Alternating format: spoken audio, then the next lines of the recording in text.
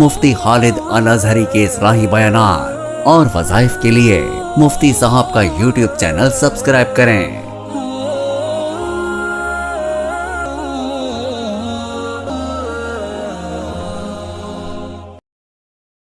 نحمده ونصلي ونسلم على رسوله الكريم اما بعد فاعوذ بالله من الشيطان الرجيم بسم اللہ الرحمن الرحیم۔ معزز ناظرین کرام، السلام علیکم ورحمۃ اللہ وبرکاتہ۔ اللہ کا ذکر سب سے بہترین ذریعہ ہے اللہ کے قرب کا، کہ اللہ تبارک و تعالیٰ کا قرب ہم نے حاصل کرنا ہے تو وہ کیسے حاصل کیا جائے گا؟ وہ اللہ کے ذکر سے حاصل کیا جائے گا۔ دلوں کا سکون اللہ کے ذکر سے حاصل کیا جائے گا۔ بہت سے لوگ یہ شکایت کرتے ہیں کہ ہم ذکر کرتے ہیں لیکن ہمیں وہ کیفیت حاصل نہیں ہوتی یا ذکر سے سکون نہیں ملتا۔ اس کی وجہ یہ ہے کہ ہمارا ذکر کمی والا ہے، ذکر کے اندر ابھی مزید بہتری لانے کی ضرورت ہے۔ اس وجہ سے وہ ذکر سکون نہیں دے رہا۔ ہم ذکر تو کر رہے ہیں لیکن ہمارا دھیان کہیں اور ہے۔ ہم ذکر کر رہے ہیں، ذکر تو اللہ کا ہے لیکن ذہن میں مختلف چیزیں ہیں، ذہن میں بازار بھی ہے، ذہن میں گھر بھی ہے، مسائل بھی ہیں۔ وہ سارے معاملات ذہن میں ہوتے ہوئے جب اللہ کا ذکر کرتے ہیں تو دھیان حاصل نہیں ہوتا۔ اللہ کا ذکر اس وقت سکون کا باعث بنتا ہے جب بندہ سب کچھ کو چھوڑ کے صرف ایک اللہ کی طرف متوجہ ہوتا ہے۔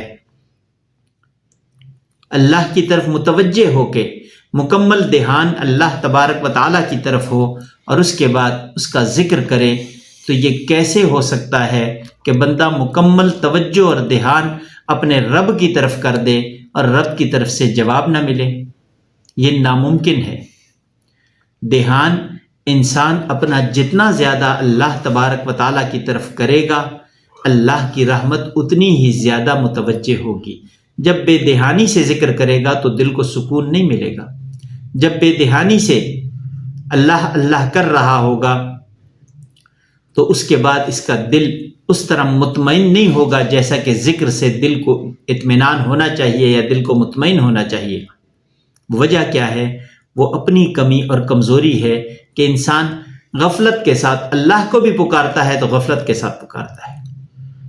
یہ جانتا ہے کہ اللہ میرا رب ہے، مانتا ہے کہ اللہ میرا رب ہے، دھیان اللہ کی طرف کرتا ہے، لیکن اس کے ساتھ ساتھ دنیا کی طرف بھی دھیان ہوتا ہے، دنیا کی چیزوں کی طرف بھی دھیان ہوتا ہے، معاملات کی طرف بھی دھیان ہوتا ہے، اپنے کاروبار کی طرف بھی دھیان ہوتا ہے۔ ان سب چیزوں کو ذہن میں لے کے جب اللہ کا ذکر کرے گا تو یہ کامل اور اکمل ذکر نہیں ہوگا، اور دل کو اطمینان وہ ذکر دیتا ہے جو کامل بھی ہو، اکمل بھی ہو، مکمل بھی ہو، تب جا کے دل کو اطمینان ملتا ہے۔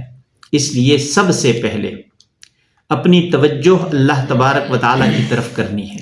نماز بھی پڑھنی ہے تو نماز میں یہ کیفیت لانی ہے کہ میں اللہ کو دیکھ رہا ہوں۔ اگر یہ کیفیت نہیں بنتی تو کم از کم ایسی کیفیت ہو کہ نماز کی حالت میں بندہ یہ سمجھے کہ اللہ مجھے دیکھ رہا ہے۔ جب یہ کیفیت پیدا ہو جائے گی تو اس کی نماز درست ہونا شروع ہو جائے گی۔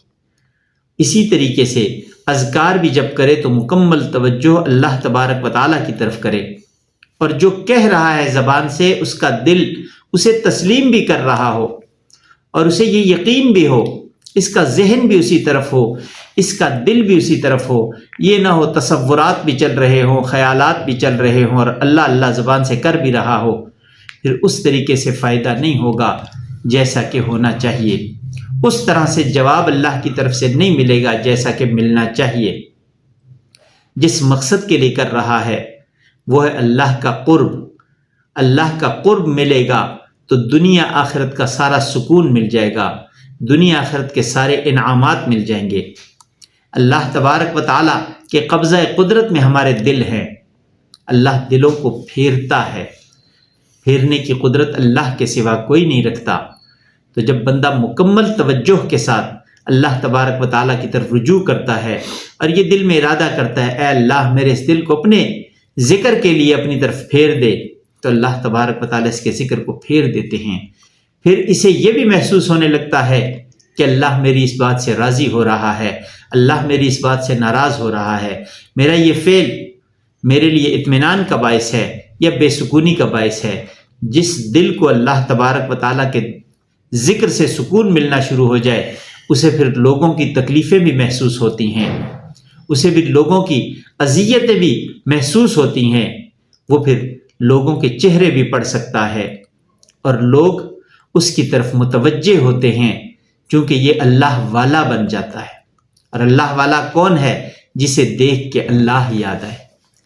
تو ذکر کی کیفیت ایسے کرنی ہے کہ اپنے آپ کو مکمل اللہ کے حوالے کر کے مکمل توجہ اور یکسوئی کے ساتھ اللہ تبارک و تعالیٰ کو پکارنا ہے۔ پھر جس صفت سے پکاریں گے وہی صفت متوجہ ہو جائے گی۔ اللہ تبارک و تعالیٰ کی صفات محدود نہیں ہیں، اللہ کی نام بھی محدود نہیں ہیں، لامحدود صفات کا حامل ہے اللہ۔ جو بھی چیز صفت میں آ سکتی ہے وہ اللہ تبارک و تعالیٰ کی طرف منسوب ہے، تو اللہ تبارک و تعالیٰ کو جس صفت سے پکارا جائے وہ صفت اس وقت باقی صفات پہ غالب ہو جاتی ہے۔ تو اللہ تبارک و تعالیٰ سے یہ دعا ہے کہ وہ رب عظیم ہم پہ فضل فرمائے، ہم پہ کرم فرمائے، ہمیں ایسا ذکر کرنے کی توفیق نصیب فرمائے جو ذکر اللہ کے قرب کا باعث ہو، ایسا ذکر کرنے کے اللہ تبارک و تعالیٰ توفیق دے جو دلوں کو زندہ کرنے والا ہو، ایسا ذکر کرنے کے اللہ تبارک و تعالیٰ ہمیں توفیق دے جس ذکر سے ہمارے دلوں کو سکون ملے، جس ذکر سے اللہ تبارک و تعالیٰ کے نیک بندوں میں ہم شامل ہو جائیں۔ زندگی باقی، ملاقات باقی۔ وآخر دعوانا ان الحمد للہ رب العالمین۔